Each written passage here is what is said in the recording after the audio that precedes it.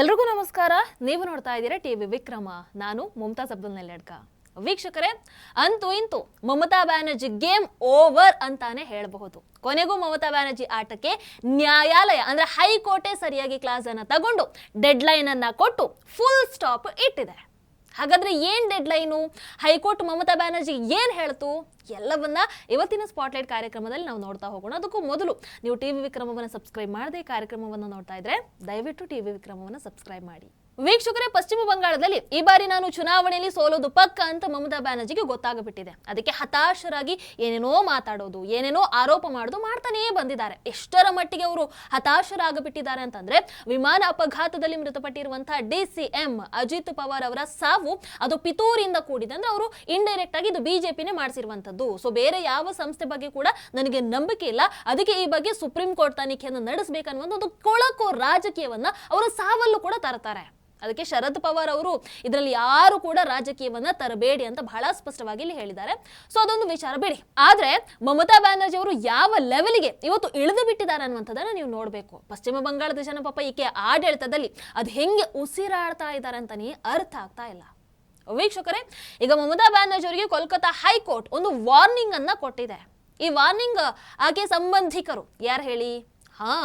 ಬಾಂಗ್ಲಾ ಅಕ್ರಮ ವಲಸಿಗರಿಗೆ ಶೀಘ್ರದಲ್ಲೇ ಒಂದು ಫುಲ್ ಸ್ಟಾಪ್ ಅನ್ನ ಇಡುತ್ತೆ. ನಿಮಗೆಲ್ಲರಿಗೂ ಗೊತ್ತು, ಅದೆಷ್ಟೋ ವರ್ಷಗಳಿಂದ ಮಮತಾ ಬ್ಯಾನರ್ಜಿ ಭಾರತ ಬಾಂಗ್ಲಾದೇಶ ಗಡಿಬೇಲಿ ಕಾಮಗಾರಿಯನ್ನ ವಿಳಂಬ ಮಾಡ್ಕೊಂಡೇ ಬರ್ತಾ ಇದ್ದಾರೆ. ಯಾವಾಗ್ಲೂ ಅವರನ್ನ ಇದ್ರ ಬಗ್ಗೆ ಕೇಳಿದ್ರೆ ಕೇಂದ್ರದ ಕಡೆಗೆ ಬೊಟ್ಟು ಮಾಡಿ ತೋರಿಸ್ತಾ ಇದ್ರು. ಅಯ್ಯೋ, ನಾವು ಭೂಮಿಯನ್ನು ಕೊಟ್ಟಿದೀವಪ್ಪ, ಅಮಿತ್ ಶಾಜಿ ಅವರೇ ಬೇಲಿಯನ್ನ ಹಾಕ್ತಾ ಇಲ್ಲೋ ಅನ್ನೋ ರೇಂಜ್ಗೆ ಅಮಾಯಕಿ ವೇಷವನ್ನ ಹಾಕೊಂಡು ಮಾತಾಡ್ತಾ ಇದ್ರು. ಆದ್ರೆ ಈಗ ಅದೇ ವ್ಯಕ್ತಿಯ ನಿಜ ಬಣ್ಣವನ್ನ ಹೈಕೋರ್ಟ್ ಬಯಲು ಮಾಡಿರುವಂತದ್ದು. ಇತ್ತೀಚೆಗೆ ಪಶ್ಚಿಮ ಬಂಗಾಳಕ್ಕೆ ಬಂದಿದ್ದಂತಹ ಸಂದರ್ಭದಲ್ಲಿ ಅಮಿತ್ ಶಾಜಿ ಅವರು ಕೂಡ ಇದಕ್ಕೆ ಸ್ಪಷ್ಟನೆಯನ್ನ ಕೊಟ್ಟಿದ್ರು. ಏನು? ಗಡಿಬೇಲಿ ನಿರ್ಮಾಣದ ವಿಚಾರವಾಗಿ ನಾನು ಮಮತಾ ಬ್ಯಾನರ್ಜಿ ಅವರಿಗೆ 7 ಪತ್ರಗಳನ್ನ ಬರೆದಿದ್ದೀನಿ. ಕಳೆದ 6 ವರ್ಷಗಳಲ್ಲಿ ಗೃಹ ಕಾರ್ಯದರ್ಶಿ 3 ಸಾರಿ ಪಶ್ಚಿಮ ಬಂಗಾಳಕ್ಕೆ ಭೇಟಿಯನ್ನ ನೀಡಿ ರಾಜ್ಯ ಮುಖ್ಯ ಕಾರ್ಯದರ್ಶಿ ಅವರ ಜೊತೆಗೆ ಸಭೆಯನ್ನ ಕೂಡ ನಡೆಸಿದ್ದಾರೆ. ಈ ಗಡಿಬೇಲಿ ನಿರ್ಮಾಣಕ್ಕೆ ಭೂಮಿಯನ್ನ ನೀಡೋದಕ್ಕೆ ಇಲ್ಲಿ TMC ಸರ್ಕಾರಕ್ಕೆ ಯಾವ ಭಯ ಇದೆ? ನಾನ್ ಕೇಳೋದಕ್ಕೆ ಬಯಸ್ತೀನಿ, ಅವರಿಗೆ ಯಾವುದೇ ಹೊಣೆಗಾರಿಕೆ ಇಲ್ವಾ? ಅಥವಾ ಈ ನುಸುಳುವಿಕೆಯನ್ನು ಮುಂದುವರಿಸೋದಕ್ಕೆ ಅವರಿಗೆ ಇಷ್ಟ ಇದೆಯಾ? ಪಶ್ಚಿಮ ಬಂಗಾಳ ಸರ್ಕಾರನೇ ಈ ನುಸುಳುಕೋರರಿಗೆ ದಾಖಲೆಗಳನ್ನು ಸಿದ್ಧಪಡಿಸ್ತಾ ಇದೆ. TMC ನುಸುಳುವಿಕೆಯನ್ನ ತಡೆಯೋದಕ್ಕೆ ಸಾಧ್ಯ ಆಗ್ತಿಲ್ಲ. ಬಂಗಾಳದ ಜನಸಂಖ್ಯಾ ರಚನೆ ಈಗ ಅಪಾಯಕಾರಿಯಾಗಿ ಬದಲಾಗ್ತಾ ಇದೆ ಅನ್ನುವಂಥ ಎಚ್ಚರಿಕೆಯನ್ನ, ಅದೇ ರೀತಿ ಯಾಕೆ ಅಲ್ಲಿ ಬೇಲಿ ಹಾಕೋದಕ್ಕೆ ಆಗ್ತಾ ಇಲ್ಲ ಅನ್ನುವಂಥ ಒಂದು ಕ್ಲಾರಿಟಿಯನ್ನ ಪಶ್ಚಿಮ ಬಂಗಾಳಕ್ಕೆ ಬಂದಿದ್ದಂತಹ ಸಂದರ್ಭದಲ್ಲಿ ಅಮಿತ್ ಶಾಜಿ ಅವರು ಕೊಟ್ಟು ಹೋಗಿದ್ರು. ಅಂದ್ರೆ ಮಮತಾ ಬ್ಯಾನರ್ಜಿ ಬಾಂಗ್ಲಾದೇಶಿಗರು ಅದೇ ರೀತಿ ರೋಹಿಂಗ್ಯಾಗಳು ಪಶ್ಚಿಮ ಬಂಗಾಳದ ಮೂಲಕ ಭಾರತಕ್ಕೆ ನುಗ್ಲಿ ಅಂತಾನೆ ಇದನ್ನ ಮಾಡ್ತಾ ಇದ್ರು. ಯಾಕೆಂತಂದ್ರೆ ಹೆಚ್ಚು ಅಕ್ರಮ ವಲಸಿಗರು ಬಂದಷ್ಟು TMCಗೆ ಹೆಚ್ಚು ಮತಗಳಲ್ಲವೇ? ಅದಕ್ಕೆ. ಆದ್ರೆ ಈಗ ಕೋಲ್ಕತ್ತಾ ಹೈಕೋರ್ಟ್ ತಕ್ಷಣ ಕ್ರಮಕ್ಕೆ ಆದೇಶವನ್ನ ನೀಡಿರುವಂತದ್ದು ಬಹುಶಃ ಈಗ ಮಮತಾ ಅಂಡ್ ಟೀಮ್ ಈ ಅಕ್ರಮ ವಲಸೆಯನ್ನ ತಡೆಯೋದಕ್ಕೆ ನ್ಯಾಯಾಲಯ ತಗೊಂಡಂತಹ ಈ ಒಂದು ಕ್ರಮವನ್ನ ಷಡ್ಯಂತರ ಅಂತ ಹೇಳಿದ್ರು ಆಶ್ಚರ್ಯ ಇಲ್ಲ ಬಿಡಿ. ವೀಕ್ಷಕರೇ, ಭಾರತ ಬಾಂಗ್ಲಾದೇಶ ಗಡಿಬೇಲಿ ಪೂರ್ಣಗೊಳ್ಳಬಾರದು ಅಂತ ಅದನ್ನ ತಡೆಯೋದಕ್ಕೆ ಭೂಮಿಯನ್ನ ಕೊಡೋದಕ್ಕೆ ನಿರಾಕರಿಸ್ತಾ ಇದ್ದಂತಹ ಪಶ್ಚಿಮ ಬಂಗಾಳ ಮುಖ್ಯಮಂತ್ರಿ ಮಮತಾ ಬ್ಯಾನರ್ಜಿ ಈಗ ಅದರ ಪರಿಣಾಮವನ್ನ ಎದುರಿಸುವಂತಹ ಪರಿಸ್ಥಿತಿ ನಿರ್ಮಾಣ ಆಗಿದೆ. ವರ್ಷಗಳ ಕಾಲ ಬಾಂಗ್ಲಾದೇಶ ಅದೇ ರೀತಿ ರೋಹಿಂಗ್ಯಾ ಅಕ್ರಮ ವಲಸಿಗರಿಗೆ ಒಂದು ಮುಕ್ತ ಪ್ರವೇಶವನ್ನ ಸಿಗೋ ಹಾಗೆ ಮಾಡಿ ಚೆನ್ನಾಗಿ ತಮ್ಮ ವೋಟ್ ಬ್ಯಾಂಕ್ ಅನ್ನ ಭದ್ರಪಡಿಸಿಕೊಂಡೇ ಬಂದಿದ್ರು ಯಾರು? ಮಮತಾ ಬ್ಯಾನರ್ಜಿ. ಬಟ್ ಈಗ ಅದರ ಫಲವನ್ನ ಅನುಭವಿಸಬೇಕಾದಂತಹ ಬೆಸ್ಟ್ ಟೈಮ್ ಬಂದೇ ಬಿಟ್ಟಿದೆ ನೋಡಿ. ನ್ಯಾಯಾಂಗ ಈಗ ಮಧ್ಯ ಪ್ರವೇಶವನ್ನ ಮಾಡಿ ಭೂ ಹಸ್ತಾಂತರವನ್ನ ವಿಳಂಬಗೊಳಿಸುವಂತಹ ತಂತ್ರವನ್ನ ಆದಷ್ಟು ಬೇಗ ನಿಲ್ಲಿಸಿ. ಅಂದ್ರೆ ನಿಮ್ಮ ಆಟ ಎಲ್ಲ ನಿಲ್ಲಿಸಿ, ನಮಗೆ ಅದ್ಯಾವುದು ಬೇಡ, ಗಡಿಬೇಲಿ ಪೂರ್ಣಗೊಳಿಸೋದಕ್ಕೆ ಅದು ಏನೇನ್ ಭೂಮಿ ಬೇಕೋ ಆ ಬೇಕಾದಂತಹ ಭೂಮಿಯನ್ನ BSFಗೆ ಆದಷ್ಟು ಬೇಗ ಹಸ್ತಾಂತರ ಮಾಡಬೇಕು ಅಂತ TMC ಆಡಳಿತಕ್ಕೆ ಹೈಕೋರ್ಟ್ ಸೂಚನೆಯನ್ನ ನೀಡಿರುವಂತದ್ದು. ವೀಕ್ಷಕರೇ, ಈಗಾಗಲೇ ಸ್ವಾಧೀನ ಪಡಿಸಿಕೊಂಡಿರುವಂತಹ ಭೂಮಿಯ ಬಗ್ಗೆ ಕೂಡ ನ್ಯಾಯಾಲಯ ಸ್ಪಷ್ಟ ಆದೇಶವನ್ನ ನೀಡಿದೆ. ಏನು ಅಂತಂದ್ರೆ, ಭೂಮಿ ಈಗಾಗಲೇ ಸ್ವಾಧೀನ ಪಡಿಸಿಕೊಂಡಿದ್ರೆ ಅಥವಾ ಖರೀದಿ ಆಗಿದ್ರೆ ಪರಿಹಾರವನ್ನ ಸ್ವೀಕರಿಸಿರುವಂತಹ ಆ ಪ್ರಕರಣಗಳಲ್ಲಿ ಆ ಭೂಮಿಗಳನ್ನ 31 ಮಾರ್ಚ್ 2026 ಒಳಗೆ BSFಗೆ ಹಸ್ತಾಂತರ ಮಾಡಬೇಕು. ಸೊ ಆ ಮೂಲಕ TMCಗೆ ವೋಟ್ ಬೇಕನ್ನುವಂತ ಒಂದೇ ಒಂದು ಕಾರಣಕ್ಕೆ ಅಕ್ರಮ ವಲಸಿಗರನ್ನ ಒಳಗೆ ಬಿಟ್ಕೊಂಡು ಜನಸಂಖ್ಯಾ ಸಮತೋಲನವನ್ನ ಹಾಳು ಮಾಡಿ ರಾಷ್ಟ್ರೀಯ ಭದ್ರತೆಗೆ ಅಪಾಯವನ್ನ ಉಂಟು ಮಾಡ್ತಾ ಇದ್ದಂತಹ ಮಮತಾ ಬ್ಯಾನರ್ಜಿಗೆ ನ್ಯಾಯಾಲಯ ಡೆಡ್ ಲೈನ್ ಅನ್ನ ಕೊಟ್ಟಿರುವಂತದ್ದು. ಅದರಲ್ಲೂ ಇಲ್ಲಿ ಗಡಿಯನ್ನು ಹೊಂದಿರುವಂತಹ 9 ಜಿಲ್ಲೆಗಳಲ್ಲಿ ಈ ಪ್ರಕ್ರಿಯೆ ಏನಿದೆ ಅದನ್ನ ವೇಗಗೊಳಿಸಬೇಕನ್ನುವಂಥದ್ದನ್ನು ಕೂಡ ಇಲ್ಲಿ ನ್ಯಾಯಾಲಯ ಬಹಳ ಸ್ಪಷ್ಟವಾಗಿ ಒತ್ತಿ ಹೇಳಿದೆ ಕೂಡ. ವೀಕ್ಷಕರೇ, ಇನ್ನಿಲ್ಲಿ ಮಮತಾ ಬ್ಯಾನರ್ಜಿಗೆ ಆಲ್ರೆಡಿ ಸ್ವಾಧೀನಪಡಿಸ್ಕೊಂಡಿರುವಂತಹ ಭೂಮಿ ಓಕೆ, ಇನ್ನು ಸ್ವಾಧೀನಪಡಿಸ್ಕೊಳ್ಳೋದಕ್ಕೆ ಬಾಕಿ ಇರುವಂತಹ ಪ್ರಕರಣಗಳಲ್ಲಿ ನಾವು ಎಸ್ಕೇಪ್ ಆಗಬಹುದು ಅಂತ ಅನ್ಕೊಂಡ್ರೆ ಅದರಲ್ಲೂ ಕೂಡ ತಪ್ಪಿಸ್ಕೊಳ್ಳುವಂಥ ದಾರಿ ಇಲ್ಲ.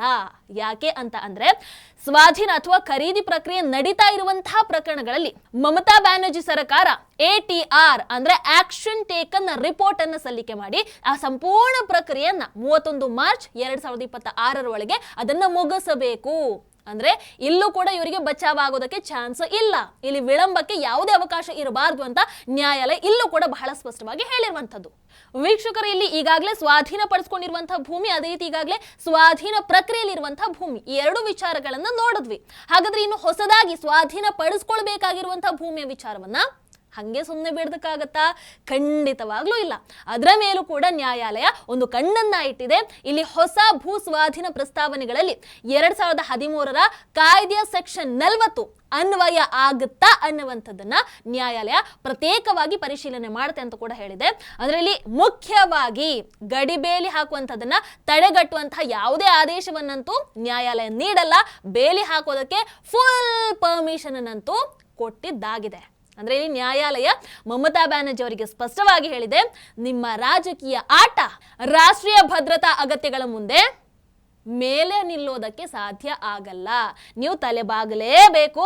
ನ್ಯಾಯಾಂಗ ನಿಗದಿಪಡಿಸಿರುವಂತಹ ಆ ಟೈಮ್ ಒಳಗೆ ಭಾರತದ ಅಂತಾರಾಷ್ಟ್ರೀಯ ಗಡಿಯನ್ನ ಭದ್ರಗೊಳಿಸೋದಕ್ಕೆ ಮೀಸಲಾಗಿರುವಂತಹ ಆ ಭೂಮಿಯನ್ನ ಮಮತಾ ಬ್ಯಾನರ್ಜಿ ಆಡಳಿತ ಇನ್ನು ಹಿಡಿದಿಟ್ಕೊಳ್ಳೋದಕ್ಕೆ ಸಾಧ್ಯ ಅಂತೂ ಇಲ್ಲ. ಇಲ್ಲಿ ಚುನಾವಣಾ ಪ್ರಕ್ರಿಯೆಗಳಾಗಲಿ ಅಥವಾ ಆಡಳಿತಾತ್ಮಕ ವಿಳಂಬ ಅಂತಾಗ್ಲಿ ಇದ್ಯಾವುದು ಕೂಡ BSFಗೆ ಜಮೀನು ಹಸ್ತಾಂತರವನ್ನ ಮುಂದೂಡೋದಕ್ಕೆ ಕಾರಣಗಳಾಗೋದಕ್ಕೆ ಸಾಧ್ಯ ಇಲ್ಲ ಅನ್ನುವಂಥದ್ದನ್ನ ಕೂಡ ನ್ಯಾಯಾಲಯ ಬಹಳ ಸ್ಪಷ್ಟವಾಗಿ ಹೇಳಿದೆ. ವೀಕ್ಷಕರೇ, ಗಡಿಗೆ ರಾಜಕೀಯ ಗೊತ್ತಿಲ್ಲ, ಚುನಾವಣೆ ಗೊತ್ತಿಲ್ಲ, ಯಾರ ಅಹಂಕಾರ ಕೂಡ ಗೊತ್ತಿಲ್ಲ, ಈ ಮಮತಾ ಬ್ಯಾನರ್ಜಿಯ ಆಟ ಕೂಡ ಗೊತ್ತಿಲ್ಲ. ಅದಕ್ಕೆ ಗೊತ್ತಿರುವಂಥದ್ದೊಂದೇ ರಾಷ್ಟ್ರೀಯ ಭದ್ರತೆ. ಹಾಗಾಗಿ ಮಾರ್ಚ್ 31ರ ಒಳಗೆ ಮಮತಾ ಬ್ಯಾನರ್ಜಿ ಭೂಮಿ ಹಸ್ತಾಂತರವನ್ನ ಮಾಡಿ ಈ ಕಾರ್ಯಕ್ಕೆ ಸಂಪೂರ್ಣ ಬೆಂಬಲವನ್ನ ಈಗ ಕೊಡಲೇಬೇಕು. ಯಾಕಂದ್ರೆ ಹೈಕೋರ್ಟೇ ಹೇಳಿರುವಂಥದ್ದು, ಹೈಕೋರ್ಟೇ ಆದೇಶವನ್ನ ಕೊಟ್ಟಿರುವಂಥದ್ದು. ಸೊ ಬೇರೆ ಆಪ್ಷನ್ನೇ ಇಲ್ಲ. ಮಾರ್ಚ್ 31ರ ಒಳಗೆ ಎಲ್ಲವೂ ಕೂಡ ಆಗಬೇಕಾಗತ್ತೆ. ಅಂತೂ ಇಂತೂ ಇಲ್ಲಿ ಸತ್ಯ ಗೆದ್ದಿದೆ, ನ್ಯಾಯ ಗೆದ್ದಿದೆ, ರಾಷ್ಟ್ರೀಯತೆ ಗೆದ್ದಿದೆ, ರಾಷ್ಟ್ರೀಯ ಭದ್ರತೆ ಗೆದ್ದಿದೆ. ಮಮತಾ ಬ್ಯಾನರ್ಜಿ ಇನ್ನೇನಿದ್ರು ಬ್ಯಾಗ್ ಪ್ಯಾಕ್ ಮಾಡುವಂಥ ಟೈಮ್ ಹತ್ರ ಬಂದಿದೆ ಅಂತಾನೆ ಹೇಳಬಹುದು. ನಿಮಗೇನನ್ಸುತ್ತೆ? ಕಮೆಂಟ್ ಮಾಡಿ. ನಮಸ್ಕಾರ. ಟಿವಿ ವಿಕ್ರಮ, ದೇಶ ನಿಮ್ಮ ಕೈಯಲ್ಲಿ. ಈ ಕಾರ್ಯಕ್ರಮ ನಿಮಗೆ ಇಷ್ಟ ಆಗಿದ್ದಲ್ಲಿ ಲೈಕ್, ಶೇರ್ ಹಾಗೂ ಕಮೆಂಟ್ ಮಾಡಿ. ಟಿವಿ ವಿಕ್ರಮದ ಕಾರ್ಯಕ್ರಮಗಳನ್ನು ನಿರಂತರವಾಗಿ ವೀಕ್ಷಿಸಲು ಸಬ್ಸ್ಕ್ರೈಬ್ ಮಾಡಿ, ಬೆಲ್ ಐಕನ್ ಒತ್ತಿ.